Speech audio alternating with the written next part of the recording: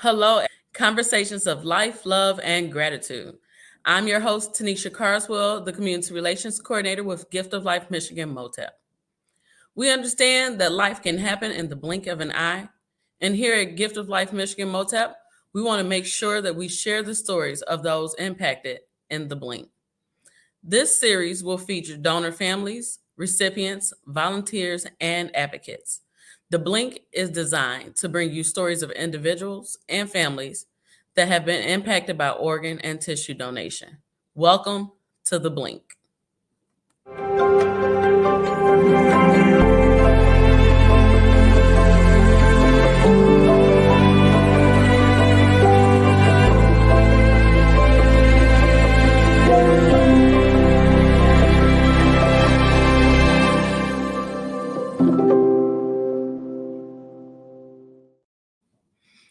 Today on today's episode of The Blink, I would like to invite Aarolyn in. She is going to share her amazing connection with organ and tissue donation. Welcome, Aarolyn. How are you? I'm good. Thank you for having me. You are welcome. I want to say that I am excited. I've worked with you many times, but I don't think I ever really got the opportunity to learn your story or hear your story. So I am excited. I know our viewers are excited to for you to share your story. So give us a little background. Who is Aarolyn? Aarolyn is a mom and a caregiver to many, and a liver organ transplant recipient. And I received a liver in 2011 at Henry Ford, and began to volunteer 1 year later with the transplant living community. That's the volunteer group at Henry Ford. And after I had my transplant, and they said, "Well, we'll see you in a year." I thought, "Oh no, I have to be down here," because I was so afraid. And then I also liked the information that I received from the other volunteers, and I wanted to be a part of that to pay it forward for this awesome gift that I had received. I was working. I had to retire early. I worked for the Postal Service, and I had 28 years when I found out that I needed this liver transplant. So they were offering an early out, so I retired with 28 years, and and my children were grown at that time. So this new chapter started where I just embraced the whole organ donation process, and began to volunteer with MOTEP and Gift of Life, as well as uh, TLC at the hospital. So with TLC, we mentor patients that are traveling that road to and through transplant. We do a family meeting uh, weekly or bi-weekly with patients and their families, and we do the part where we tell them about the lifestyle of transplant and what to expect from the patient's perspective and point of view. And after they've had their transplants, we also go to visit them in the room, and again give them some more education about lifestyle, and just to see how they're doing. And so it's really been rewarding, and I love doing it. And I'm so happy that they have embraced us and included us in that whole process as patients, to be included with the staff of the Transplant Institute. And I love volunteering to get out in the community with Gift of Life and MOTEP, to spread the word about how important it is to be a to give back and to sign up on the organ donor registry. So that's really important as well. So. Yeah, I know you do a lot in the community. You do a lot when it comes to donation and spreading the word and importance of donation. And we definitely appreciate you. Um, and I am excited to hear your story. How or what was the process? Or I'll even take it back a little further. When you found out that you were in need of a liver transplant, Mhm. what was going through your mind? My dad had been on dialysis, so I had a little tidbit of what it would take to, of some about organ transplant, just a tidbit. I didn't know Okay. much about it at all. He was too old and not able to, get a kidney. So he just continued on dialysis. But I really didn't know much about it. And actually, the whole process started. My daughter will be 38 this year.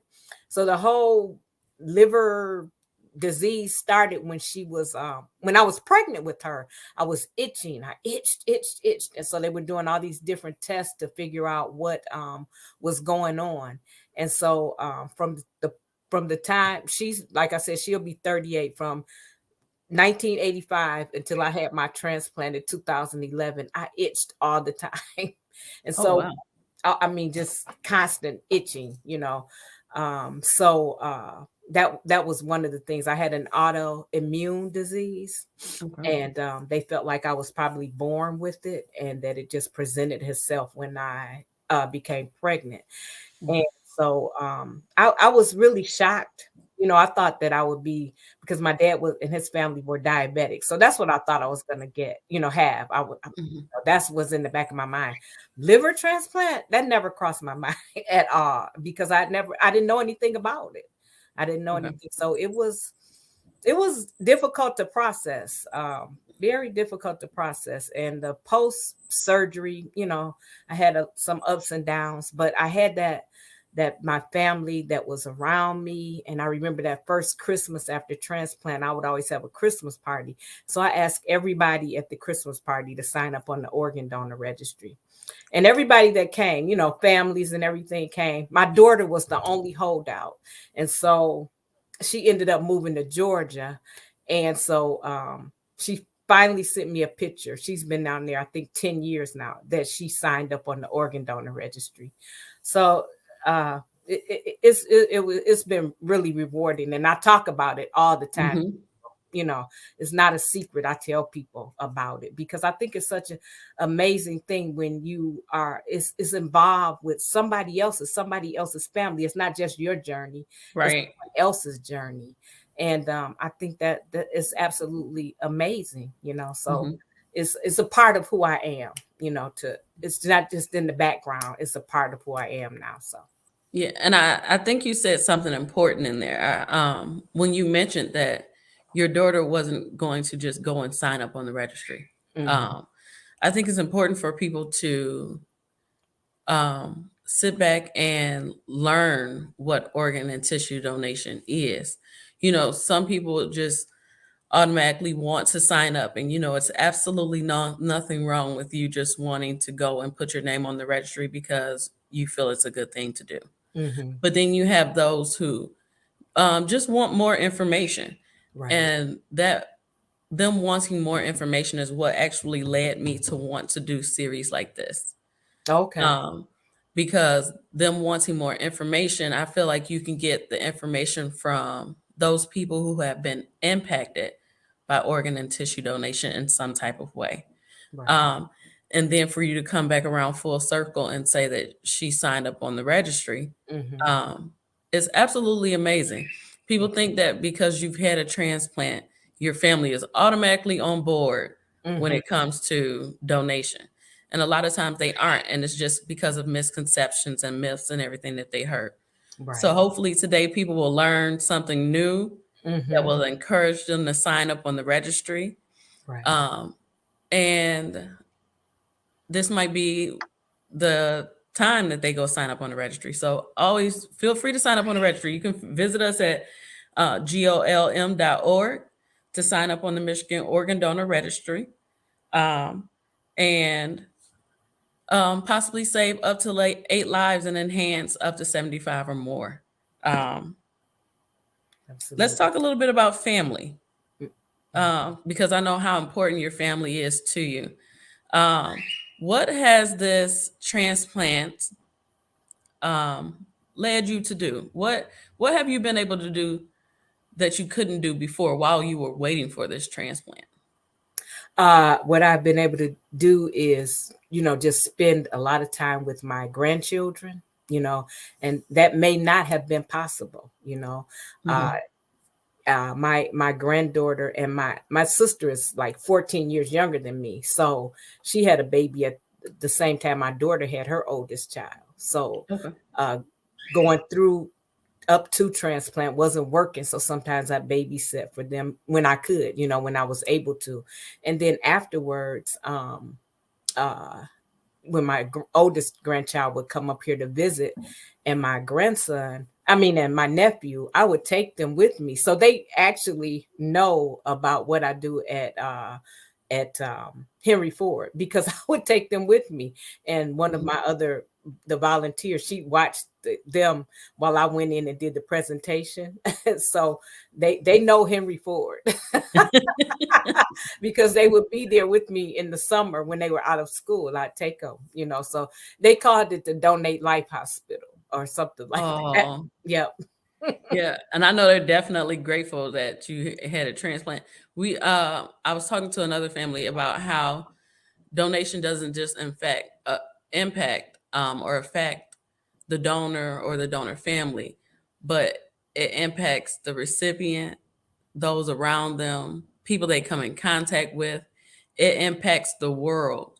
Hmm. How do you think mentoring others helped to bring awareness to organ and tissue donation?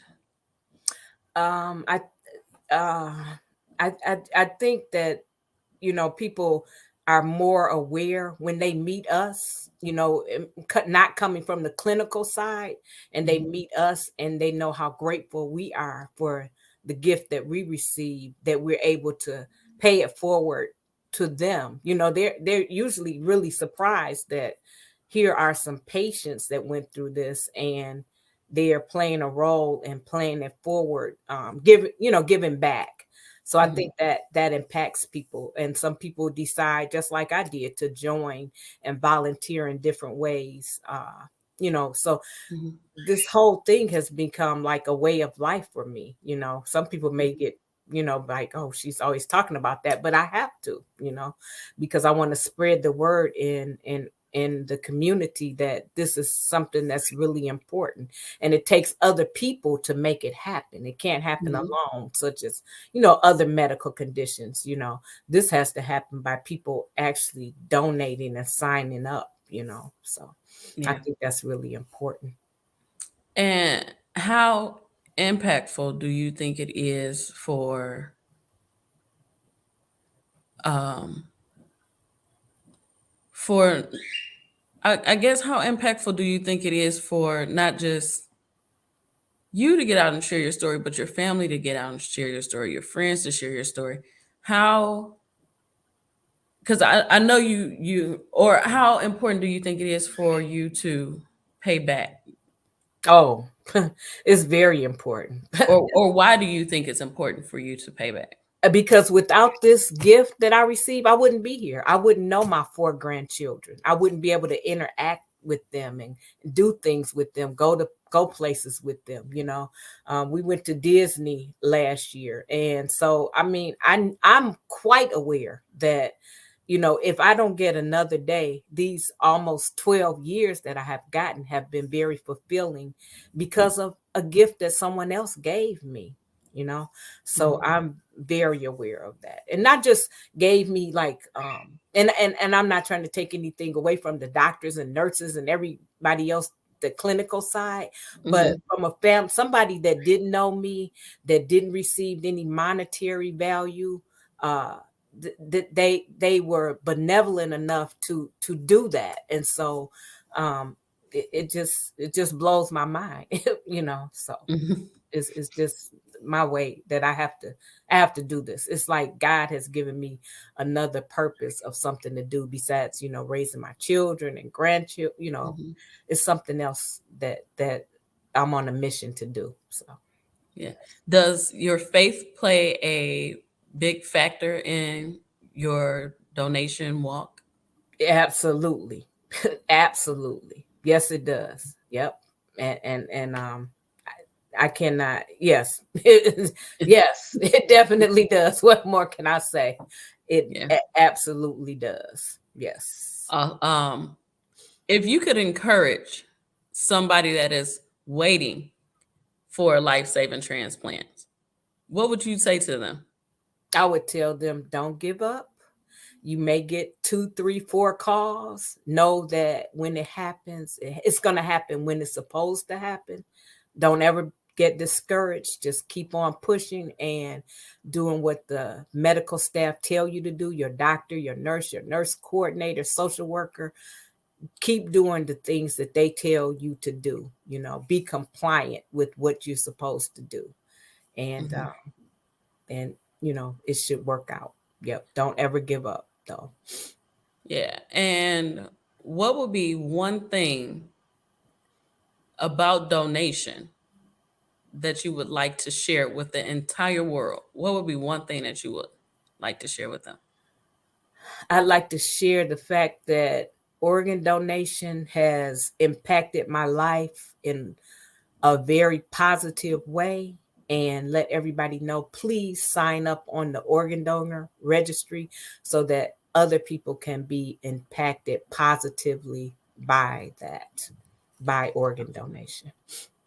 That is amazing.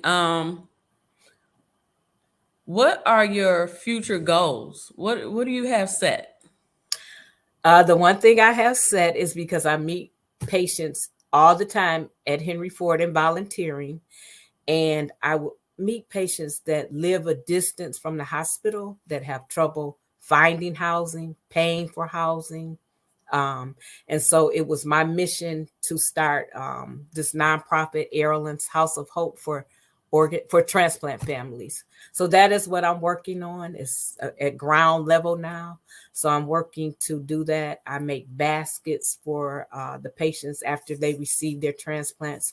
I call them baskets of hope, that I give to them to, hopefully help them relax and recover. And so that is my mission, to build up and have a physical house one day for organ transplant patients that live a distance from the Metro Detroit area. That is absolutely awesome.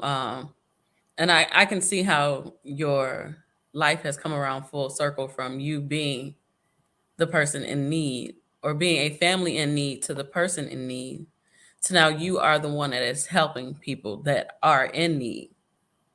Um, one of we're going to get ready to close this down, but when how were you impacted these last few years when it came to your transplant? Were there any extra precautions you had to take? What are you doing now to make sure that you stay as healthy as you possibly can? I wear a mask. Okay. A lot of people have, stopped wearing a mask. So, but I do wear a mask in public places. Hmm. I go to the grocery store. I have on a mask. I go to the bank or the credit union. I have on a mask. So that's one, and good hand washing techniques. Stand away from people that have something that's contagious. So I just try, except for my little circle of people that I know, I basically try to always take those precautions, just watching everything that I do to keep myself safe, to keep from getting an infection or getting sick with something. So Yeah. that's what I try to do. Yeah. Yeah. I always tell people hand sanitizer works really well, but Yeah. nothing is better than soap and water. Right. And I and everybody's kind of let down their guard. So I substitute teach sometimes, maybe once a week or so now. And I'm probably the only person in the building with a mask on. Oh wow. Yeah. It's something I have to do. And the kids, especially before COVID, when I substituted quite a bit, the kids always knew they could get some hand sanitizer from me because I always Mhm. had it. Anytime they gave me something, I was like, I got the hand sanitizer. I know that's right. Um, if you could say anything to your donor family or to your donor, Hmm. what would it be? Every year I try to send a card. I send a card every year to say thank you. I have not heard from them, and that's okay. But I always like to let them know that I'm still here and that I am very appreciative of the gift of their loved ones. loved one, and that I always will be. So every year on the anniversary of my transplant, I send a thank you card to them to let them know that without this gift, I wouldn't be here and I wouldn't be able to, spend time with my grandchildren, my children, my family, friends, and do the things that I want to do because I was, pretty sick before I Yeah. was given that gift. Were you in the hospital before your transplant? I was not. I was not in the hospital before my transplant. I never was hospitalized before my transplant, but Okay. I had the swelling in my legs and thighs, and the itching and the jaundice, all those Okay. types of things, and was working. And towards the end, I just couldn't. It was hard for me to do my job because it was a physical job Okay. at the post office. And so I told my supervisor, I was like, I have all this seniority. I can't, like physically do these things. I need. So I started driving the high low, and like the last 6 months, because I couldn't. My legs and thighs and things were just full of fluid, and I Yeah. couldn't do it. So a lot of times I would stay on that high low that basically all day unless at lunch, and because it was Mhm. just too hard to walk around. Oh So wow. I was so surprised and happy when the opportunity came for me to take the early out and leave, and I didn't have to leave on a disability. I just took Hmm. the early out and left, and so that was like a gift from God, Yeah. really. Hmm. Yeah, it really Yeah. was. Yeah, Everything definitely happens when it's supposed to. yeah, absolutely, and that's what I tell people that are waiting. It will happen when it's supposed to happen. I had 4 calls, and so I began to not believe it. I was like, oh well, they called. The last one, I was like, oh well, yep, they called. They told me to come to the hospital, Hmm. and I was like, nah, we'll see if it happens this time, and it did. So that's the thing. I, you know, try to encourage people to know that it will happen when it's supposed to happen. Yeah. Yeah, just So if they get those calls and they get called back and say not this time, don't get discouraged. right. Absolutely, do not get Okay. discouraged. Yep. Don't get discouraged. Mm-hmm. That's a great way to end today's conversation. And thank you for joining us today, Aarolyn. Thank you for having me. I You really are welcome. appreciate it. You are welcome. I am so excited that we were able to share your story. Thank And I you. want to definitely encourage people not to get discouraged. Don't Mm. get discouraged when it comes to organ and tissue donation, and when it comes to those that are waiting for a transplant. Don't get discouraged. Right. Um, Absolutely. just in life general right now, I think that's a great message to share with people in general, is to just not get discouraged. So Right. thanks for joining today's conversation of life, love, and gratitude. I Yeah. look forward to talking to you soon, and thanks for being one of our super volunteers. Oh, you're welcome. I love it. I absolutely love it. Thank Thank you. you are welcome. And once again, thank you, Aarolyn, for sharing your story with us at the Blink. And thank you all for joining us today.